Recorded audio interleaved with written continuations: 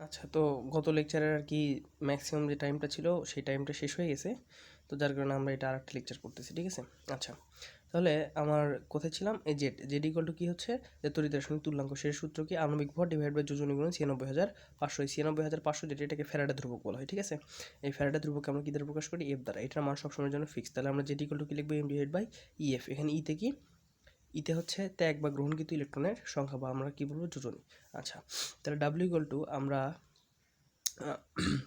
যেটার জায়গায় এই মানটা বসাইতে পারে, কিউ তো কিউ থাকলো, তাহলে ডাব্লিউ ইকুয়াল টু আবার কিউ এর মান কত, আইটি, তাহলে আমরা ডাব্লিউ ইকুয়াল টু কি লিখতে পারি, এইটা, ঠিক আছে? ওকে। আচ্ছা, তো দেখো ডাব্লিউ ইকুয়াল টু এত, এটা আমরা জাস্ট ভাঙাই লিখতেছি। তাহলে আমরা এই ডাব্লিউ এমটাকে এই পাশে নিয়ে আসলে W by M equal to Q by EF. আবার আমরা এই W by M equal to কী জানি, এন, আমরা ওই যে প্রথম দিয়ে করছিলাম। তাহলে দেখো এই যে সূত্রটা, এই সূত্রটা জাস্ট আমার এই দুইটা যে অংশ আছে, এই দুইটা অংশকে যদি আমি জয়েন করে দিই, তাহলে এই প্রত্যেকের সমান, ঠিক আছে? তাহলে এখন এই পুরো লাইন দিয়ে এই সেকেন্ড পেপারে যতগুলো ম্যাথ আছে সবগুলো ম্যাথ করা সম্ভব। আচ্ছা, এবার আসুন জারণ বা হচ্ছে কি বিজারণ বিভব। আমরা আগেই জানছি বিভব কি, হ্যাঁ? আচ্ছা, তো কি হচ্ছে তোমার, আমরা আমরা এই যে একটা সিরিয়াল লিখছি, এই সিরিয়ালটা তোমরা একটু মুখস্থ করে ফেলবে। এই সিরিয়ালের যত তুমি উপর দিকে যাবা, অত উপর দিকে গেলে কী বাড়বে, জারণ বিভবটা বাড়বে। আর যত নিচের দিকে যাবো তত কী হবে, বিজারণ বিভব বাড়বে, ঠিক আছে? উপর দিকে গেলে জারণ বিভব বাড়ে, নিচের দিকে আসলে কী হয়, বিজারণ বিভব হবে। কী বলছে দেখো, অধাতুর বিজারণ বিভব বেশি। দেখো নিচের দিকে যেগুলো আছে সোনা টোনা, হ্যাঁ? তো এই জন্য যত আমি উপর দিকে যাবো তত জারণ বিভব বাড়বে এবং বিজারণ বিভব কমবে। কারণ কি, সবগুলোই ধাতু। ধাতুর ক্ষেত্রে আবার যারা প্রথম দিকের মৌল সেগুলোর আবার তোমার জারণ বিভব বেশি, আবার নিচের দিকে যেগুলো আসবে সেগুলো কি জারণ বিভব কম বা বিজারণ বিভব বেশি, ঠিক আছে? আচ্ছা, তো এটা হচ্ছে কি তড়িৎ রাসায়নিক সিরিজ। এই সিরিজটা তোমাদেরকে অবশ্যই মনে রাখতে হবে, যেটা সবচেয়ে উপরে তার জারণ বিভবের মান সবচেয়ে বেশি। তো কিছুক্ষণ পরে যখন আমরা বিক্রিয়া যাব, তখন যদি কোথাও এরকম দেখো যে কোথাও পটাশিয়াম আছে, তারপরে আছে হচ্ছে কি আর্জেন্টাম বা কি সিলভার, ঠিক আছে? তাহলে সেই ক্ষেত্রে এই পটাশিয়াম যেটা, সেটা জারণ বিভবের প্রকাশ করবে, আর হচ্ছে তোমার যেটা সিলভার, সেটা কিসের বিজারণ বিভবের প্রকাশ করবে। আচ্ছা, দেখো তো আমরা জারণ বিজারণ জিনিসটা কীরকম করে লিখবো। দেখো, ধরো আমার জিঙ্ক যেটা, এটা সাধারণ একটা জিঙ্ক মৌল। এটা কি করবে, যখন এটা দুইটা ইলেকট্রন ত্যাগ করবে, প্রথম অবস্থায় দুইটা ইলেকট্রন সে কী করবে, ত্যাগ করে জিঙ্ক 2+ আয়নে পরিণত হবে। তো যখন জিঙ্ক 2+ আয়নে পরিণত হবে, তখন কী হতে হবে, দুইটা ইলেকট্রন ত্যাগ করতে হবে। তার মানে তখন এটা কী ঘটবে, জারণ ঘটবে। আবার এই যখন এই জিঙ্ক 2+টা দুইটি ইলেকট্রন গ্রহণ করবে, তখন এটা কী ঘটবে, বিজারণ ঘটবে। তো ওই যে আমরা ওই চার্ট অনুসারে যেটা চারটা উপরে থাকবে, ধরো তোমার দেওয়া আছে পটাশিয়াম একটা দেওয়া আছে, জিঙ্ক একটা দেওয়া আছে, ঠিক আছে? তাহলে এই পটাশিয়ামটা যেহেতু চার্টের উপরে আছে, সুতরাং এটা কী করবে, ইলেকট্রন ত্যাগ করবে, এবং এই জিঙ্কটা তখন 2+ অবস্থায় থাকবে, এবং জিঙ্কটা কী করবে, ইলেকট্রনগুলো গ্রহণ করবে, ঠিক আছে? আচ্ছা, তাহলে দেখো আমরা জারণ বিজারণ বিভবটা কীভাবে লিখতে পারি।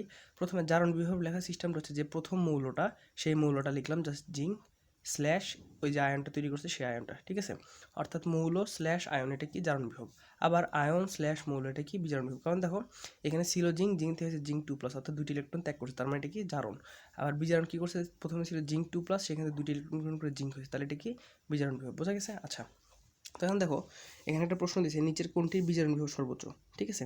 আচ্ছা, খেয়াল করে দেখো, এই যে কপার যেটা আছে, এই কপারের ক্ষেত্রে বিজারণ বিভবের মানটা সর্বোচ্চ হয়, ঠিক আছে? আচ্ছা, এবার দেখো কোষ বিক্রিয়া সমীকরণ যেটা বলে, ঠিক আছে? অর্থাৎ তোমার অবজেক্টিভ যেগুলো, এই টাইপের অবজেক্টিভগুলো হবে। এটা একটা সাস্টে কোশ্চেন ছিল, সাস্ট কিংবা জাস্ট এরকম, তবে বিজ্ঞান প্রযুক্তি কোশ্চেন আর কি। তো আমরা কীরকম করে লিখি, অ্যানোড ডাবল স্ল্যাশ ক্যাথোড। অ্যানোডে কী ঘটে, জারণ, তার মানে আমরা জারণ বিক্রিয়া মানে জারণ বিভব স্ল্যাশ কি বিজারণ বিভব, ঠিক আছে? দেখো নিচের কোনটি সঠিক।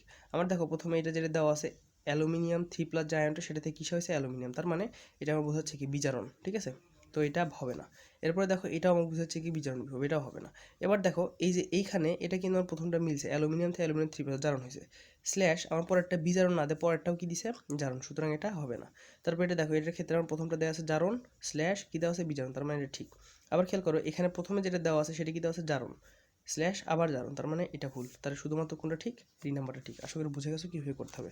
যদি জিনিসটা না বোঝো তাহলে জিনিসটা আবার একটু রিভাইন্ড করে দেখো, বুঝে যাবো। আচ্ছা, তো এই অধ্যায়ের যে এমসিকিউগুলো হয় সাধারণত ম্যাথের ক্ষেত্রে, সেটা হচ্ছে তোমার কোষ বিভব নির্ণয়, হ্যাঁ? এটাকে তোমার ই সেল দ্বারা প্রকাশ করা হয়, ই সেল দ্বারা অথবা ইএমএফ, ঠিক আছে? ইলেকট্রোম্যাগনেটিক ফোর্স বা তড়িৎচালক বল, হ্যাঁ? তড়িৎচালক বলটা হচ্ছে ইলেকট্রোম্যাগনেটিক ফোর্স বা ইএমএফ, ঠিক আছে? তাহলে ই সেল বা তোমার ই সেল অথবা ইএমএফ বা তড়িৎচালক বল যেটাই বলে, সেটা কি অ্যানোডের জারণ বিভব। জারণটা কোথায় ঘটে, অ্যানোডে, মানে তোমার জারণ বিভবটা যোগ হচ্ছে কি বিজারণ বিভব। যেমন দেখো একটা প্রশ্ন কি বলছে, জিঙ্ক এবং কপারের জারণ বিভবের মান যথাক্রমে এত এবং এত হলে ই সেলের মান কত, ঠিক আছে? আচ্ছা, তাই দেখো তো আমার অ্যানোডে কি আছে, অ্যানোডে আছে জিঙ্ক, ক্যাথোডে আছে কি কপার। কেন? কারণ হচ্ছে যে আমরা একটু আগে দেখছিলাম যেটা আমার চার্টের উপরে থাকবে সেগুলোর কী হবে, জারণ হবে, আর যেগুলো চার্টের নিচের দিকে থাকবে সেগুলোর কী হবে, বিজারণ হবে। তাহলে সেক্ষেত্রে জিঙ্কটা যেহেতু কপারের উপরে আছে, সুতরাং এই জিঙ্কের হচ্ছে জারণ, সুতরাং জিঙ্ক কোথায় থাকবে, অ্যানোডে থাকবে।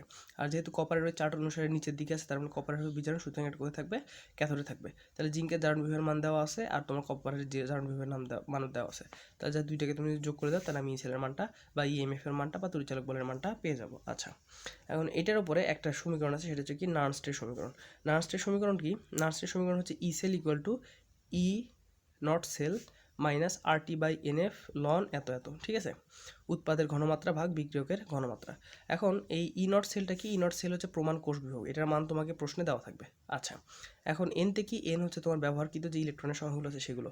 আর থেকে আরতে মোলার গ্যাস ধ্রুবক, এটা তোমরা জানো টিতে তাপমাত্রা, এটা জানো, আর এফ থেকে ফ্যারাডে ধ্রুবক। লন উৎপাদের ঘনমাত্রা ভাগ বিক্রিয়কের ঘনমাত্রা। উৎপাদের ঘনমাত্রা তোমাকে প্রশ্নে দেওয়া থাকবে, বিক্রিয়কের ঘনমাত্রাও তোমার প্রশ্নে দেওয়া থাকবে। তো এই সূত্র থেকে যে অঙ্কগুলো আসে সেগুলো হচ্ছে বলে যে বিক্রিয়াটা ঘটছে এই বিক্রিয়াটা স্বতঃস্ফূর্ত নাকি স্বতঃস্ফূর্ত নয়।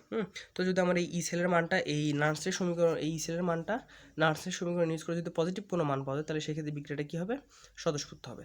আর যদি এই ই সেলের মানটা নেগেটিভ পাওয়া যায়, তাহলে বিক্রিয়াটা কী হবে, স্বতঃস্ফূর্ত হবে না। আশা করি বোঝা গেছে। এই হচ্ছে আমাদের তাহলে সেকেন্ড পেপারের মোটামুটি সবগুলো অধ্যায় শেষ। এখন শুধুমাত্র আমাদের লাস্ট একটা অধ্যায় আছে, সেটা হচ্ছে জৈব যৌগ।